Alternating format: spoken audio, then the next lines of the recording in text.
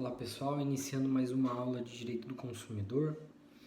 Nós tratamos um pouquinho do início, da responsabilidade civil no direito do consumidor, alguns conceitos básicos, algumas diferenciações, e agora nós vamos tratar das causas específicas de responsabilidade civil previstas pelo Código de Defesa do Consumidor. Então vamos lá, nós temos que entender duas coisas aqui. Primeira coisa, a gente tem que lembrar dos conceitos de produto e serviço, que estão lá expostos no artigo 3º.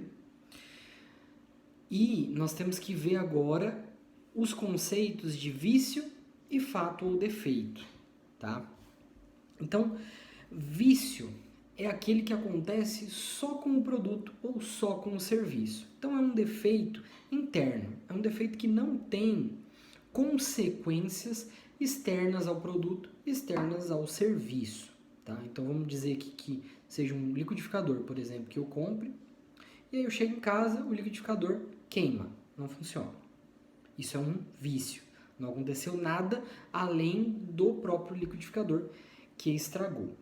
Fato ou defeito é aquele que tem consequências externas ao produto ou ao serviço. Então vamos imaginar que o mesmo liquidificador é comprado, ele chega em casa, eu chego em casa, vou ligar o liquidificador e aí ele estoura e pega uma peça, por exemplo, no meu olho e eu saio machucado, vou para o hospital, enfim. As consequências aqui não importam tanto. Mas o fato é, alguma coisa aconteceu comigo, algum dano efetivo foi causado. Aí passa a ser um fato ou defeito do produto, tá? Então aqui a diferença entre os dois, para esclarecer, a diferença entre os dois está nas consequências externas do problema que aconteceu com aquele produto ou com aquele serviço, tá? Um serviço a gente poderia falar, por exemplo, de um serviço de pintura, tá? O cara foi pintar alguma coisa e aí aquela pintura causou um dano na parede, por exemplo. Por algum produto, algum químico utilizado dentro da tinta.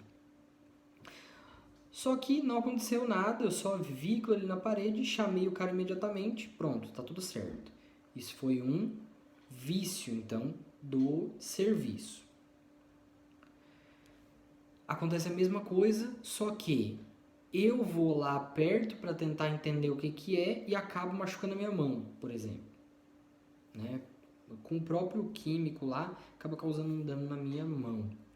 Passa a ser um fato ou defeito do serviço, então, porque aconteceu algo a mais ainda comigo. Beleza. Então, as 4 formas, para vocês conseguirem entender, as 4 formas são vício do produto e vício do serviço, fato do produto e fato do serviço. São essas 4 formas que estão previstas dentro do Código de Defesa do Consumidor. E aí, a primeira regra, uma das mais importantes que a gente tem que saber e que gera confusões, inclusive dentro do Poder Judiciário, é a seguinte: a única dessas 4, tá? E por única e exclusiva previsão do Código, é só porque o Código quis assim. A única delas que não gera uma responsabilidade solidária entre o comerciante e o fabricante é o fato do produto, tá? Então, deixa isso bem anotado aí, bem importante dentro da matéria, tá? Ah, mas por que o vício do produto, que é mais leve, que é menos grave, gera uma responsabilidade solidária e o fato do produto, que é mais grave, que gerou outros danos, inclusive externos, não gera? Simplesmente porque o código quis assim.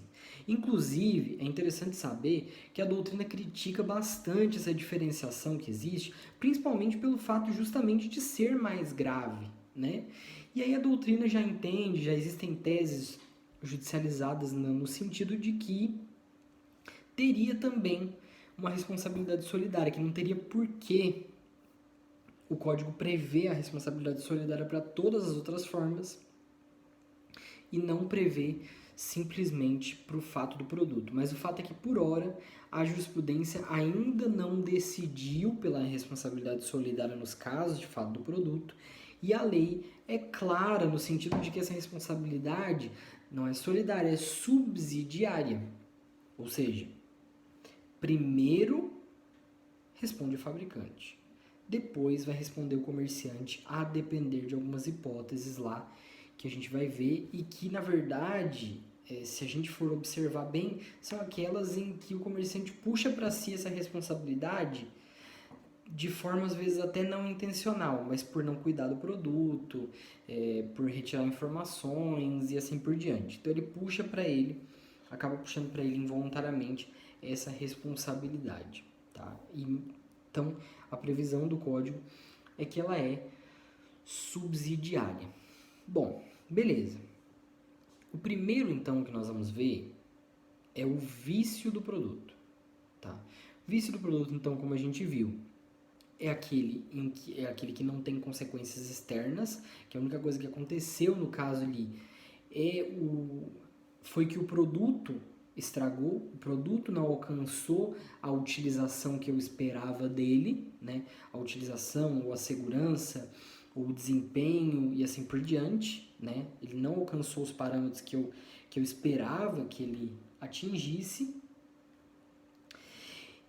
E aí eu tenho então o que a gente chama de vício e a responsabilização tanto do fabricante quanto do comerciante por essa inadequação, digamos, né? Lembrar aqui, primeiro, que a inadequação decorrente única e exclusivamente da utilização do produto, ela não gera vício. Então, eu tenho um carro de 5 anos, eu vou lá na concessionária dizer que o meu pneu está careca, porque eu estou usando faz 5 anos. Então, a inadequação que é gerada especificamente, única e exclusivamente, né, pelo próprio uso do produto, não gera responsabilização por vício. E a colocação no mercado de um produto melhor não indica a existência de vício naquele anterior, ainda que ele seja inferior. Então, não é porque um celular novo, mais potente, com mais funções entrou no mercado, que o meu celular, que é mais antigo e não tem nem metade daquelas coisas, ele passou a ter um vício, né, previsto aí pelo Código de Defesa do Consumidor.